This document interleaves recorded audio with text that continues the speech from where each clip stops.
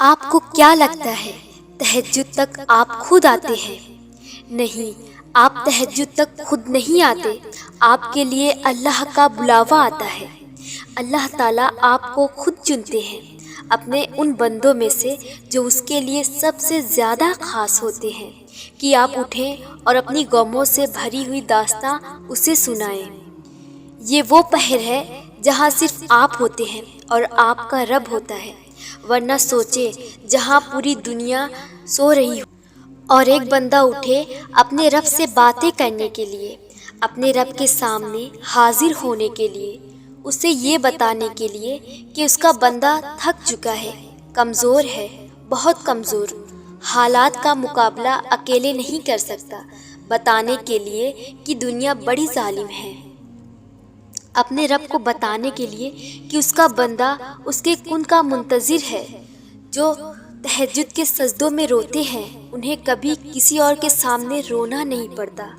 جس کو اللہ تہجد جیسی لاڈلی نماز کے لیے بلائے وہ کبھی تنہا نہیں رہتا، وہ کبھی خالی نہیں لوٹایا جاتا۔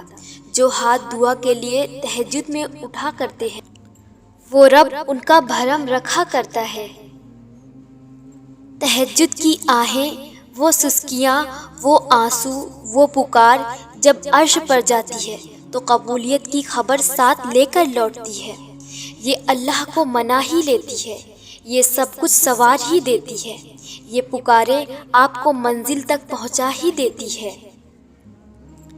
وہ پہر کہ جہاں لوگ اکیلے بستر پر پڑے رو رہے ہوتے ہیں، جنہیں اپنے حالات کی وجہ سے نیند نہیں آ رہی ہوتی، یا جو حرام رشتوں میں پڑے بہک رہے ہوتے ہیں۔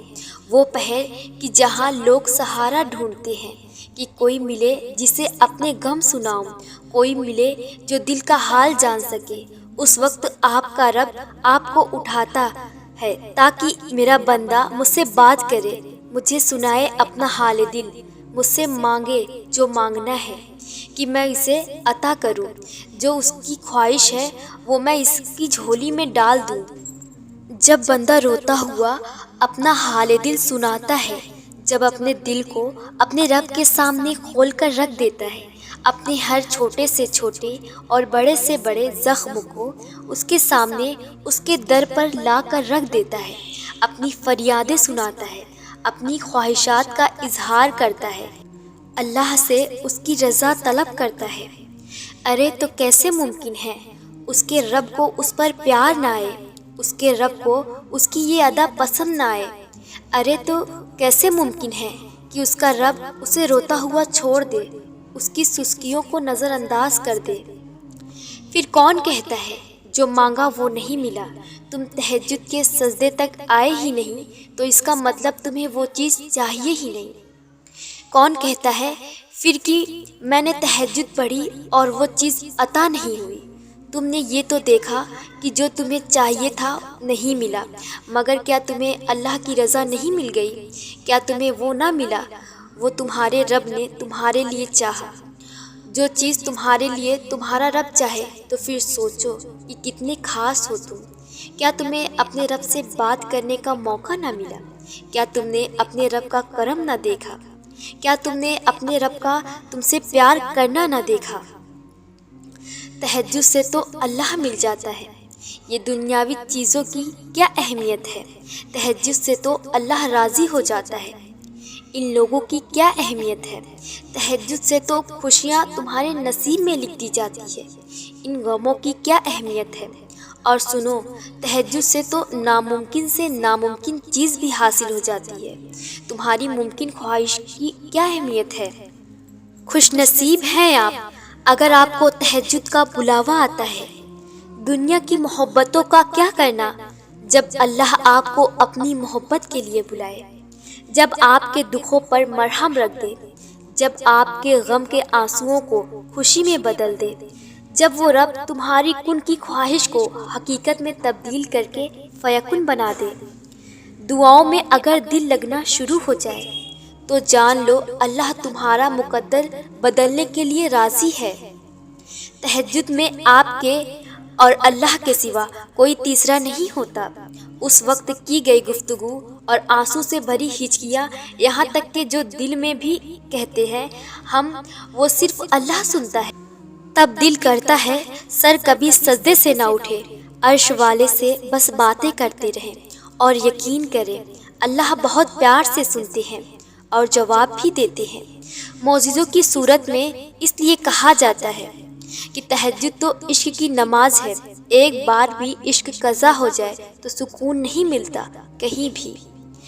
اگر تہجد میں کوئی خاص بات نہ ہوتی تو اللہ کیوں تہجد پڑھنے والوں کے لیے پہلے آسمان پر آتا، صرف یہ پوچھنے کے لیے کہ انہیں کیا چاہیے؟ اللہ ان کی دعائیں 7 آسمانوں کے پار سے بھی سن سکتا ہے، لیکن پھر بھی اللہ ان سے ملاقات کے لیے تشریف لاتا ہے۔ تو جیسے اللہ نے تہجد کو باقی نمازوں سے جدا رکھا ہے، ویسے ہی اپنے تہجد پڑھنے والوں کو بھی سب سے جدا رکھا ہے۔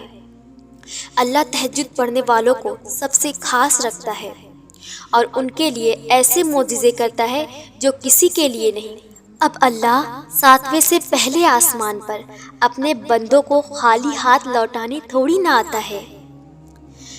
وہ خاموشیاں بھی سن لیتا ہے، لیکن اسے اظہار پسند ہے۔ جب بندہ کہتا ہے اے میرے رب، تو وہ متوجہ ہو جاتا ہے۔ جب بندہ کہتا ہے تو بڑا رحیم ہے، تو اس کی رحمت جوش میں آ جاتی ہے۔ جب بندہ کہتا ہے اللہ مجھے معاف کر دے، تو وہ معاف کر دیتا ہے، اور جب بندہ گڑ گڑا کر کچھ مانگتا ہے تو وہ قبول کر لیتا ہے۔ تہجد تو محبت کا آخری مرحلہ ہے، جب انسان خود کو گنوا کر اللہ پاک کو ڈھونڈنے نکلتا ہے۔ یہ وہ مرحلہ ہوتا ہے جہاں محبتوں کی طلب نہیں رہتی، بلکہ محبت بنانے والے کی جستجو لگ جاتی ہے۔ بات یہ ہے کہ محبت تو سب کو مل جاتی ہے، مگر تڑپ کسی کسی کو نصیب ہوتی ہے، اور جس کو یہ تڑپ نصیب ہو جاتی ہے اس کا نصیب اللہ بن جاتا ہے۔ بس پھر معاملہ ان کی حدود سے بھی آگے نکل آتا ہے، اور جو نہیں ہونا ہوتا وہ بھی ہو جاتا ہے۔ تہجد کی دعا سے وہ بھی مل جاتا ہے جس کو سب ناممکن کہتے ہیں۔ تہجد میں قبولیت کا راز ہے۔ اگر فجر کی نماز اللہ سے محبت ہے تو تہجد اللہ سے عشق کا اظہار ہے۔ تہجد لاڈلی نماز ہے، اور اس لاڈلی نماز کو ادا کرنے والا کوئی خاص لاڈلا ہی ہو سکتا ہے۔ اور تم صبر رکھو، وہ تو اپنے کسی بندے کو خالی ہاتھ نہیں لوٹاتا، تو اپنے لاڈلوں کے لیے کیا کچھ نہیں کرے گا۔ بس یقین رکھو وہی ملنا ہے جو تم مسلسل مانگ رہے ہو۔ تب تک مانگتے رہو جب تک رب تعالیٰ کن نہ فرما دے۔ تہجد وہ نماز ہے جس میں انسان رات کے اندھیرے میں اپنے اللہ سے ملاقات کرتا ہے۔ وہ نیند سے بیدار ہو کر اپنے رب کے آگے جھکتا ہے، مگر ضروری نہیں کوئی تہجد پڑھتا تو محبوب کی محبت ہی مانگتا ہو، کیونکہ وہ جو اللہ ہے نا، اس کی محبت میں بڑا سکون ہے۔ اور تہجد کی توفیق بھی جناب انہیں ملتی ہے جسے اللہ کو راضی کرنا ہوتا ہے۔ تہجد کے وقت کا سکون صرف وہی سمجھ سکتا ہے جس نے تہجد میں اللہ سے باتیں کی ہو، جس نے تہجد کی نمازوں میں دنیا کی محبت نہیں اللہ کی محبت مانگی ہو۔ تہجد وہ نماز ہوتی ہے جو ہمیں ہمارے اللہ کے بہت قریب کر دیتی ہے، اور تہجد میں مانگی گئی دعاؤں پر نہ کن فیکن کی بارش ہوتی ہے۔ جب تم گڑ گڑا کر اپنے رب سے دعا کرتے ہو تب اللہ بھی دعاؤں پر کن کہہ دیتا ہے۔ کیا آپ کو معلوم ہے کہ فرض نماز اور تہجد میں کیا فرق ہے؟ فرض نمازوں کو بہت سارے لوگ پڑھتے ہیں، جبکہ تہجد کی نماز اللہ تعالیٰ کے خاص بندے پڑھتے ہیں۔ فرض نماز کی پکار ہے حیا علی الصلاۃ، یعنی نماز کی طرف آؤ، جبکہ تہجد کے لیے پکار ہے کوئی مجھ سے مانگنے والا، میں اس کو عطا کروں۔ تہجد کا سجدہ ہر کسی کو نصیب نہیں ہوتا۔ تہجد لاڈلی عبادت ہے اور اللہ کے لاڈلوں کو ہی نصیب ہوتی ہے۔ تہجد سے وہ بھی مل جاتا ہے جس کا تمہیں گمان بھی نہیں ہے۔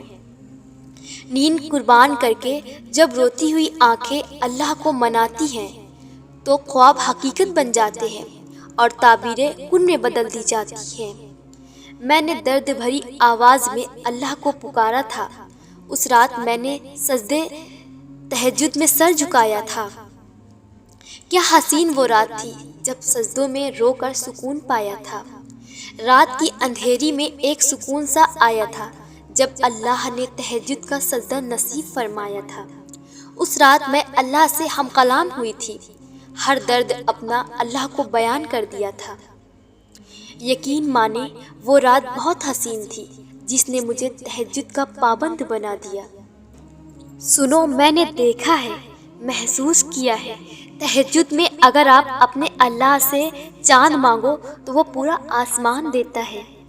تم تہجد میں مانگو اور تمہیں نہ ملے، ایسا ہو ہی نہیں سکتا۔ تمہاری تہجد کی دعاؤں کو اللہ رد کر دے، ایسا ہو ہی نہیں سکتا۔ تمہارے تہجد کے آنسو رائگاں جائیں، ایسا ہو ہی نہیں سکتا۔ تمہارے تہجد کی دعاؤں میں نکلے ہوئے آنسو اللہ کی بارگاہ میں انمول نہ ہو، ایسا ہو ہی نہیں سکتا۔ رات کے آخری پہر پر تم اللہ سے ہم کلام ہو اور وہ نہ سنے، ایسا ہو ہی نہیں سکتا۔ تمہاری تہجد کی دعاؤں پر اللہ کن نہ کہے، ایسا ہو ہی نہیں سکتا۔ تمہاری تہجد کی دعائیں کن سے فیکن تک کا سفر نہ کرے، ایسا ہو ہی نہیں سکتا۔ تمہاری تہجد کی دعائیں لا حاصل کو حاصل میں تبدیل نہ کرے، ایسا ہو ہی نہیں سکتا۔ تم تہجد پڑھو اور بے سکون رہو، ایسا ہو ہی نہیں سکتا۔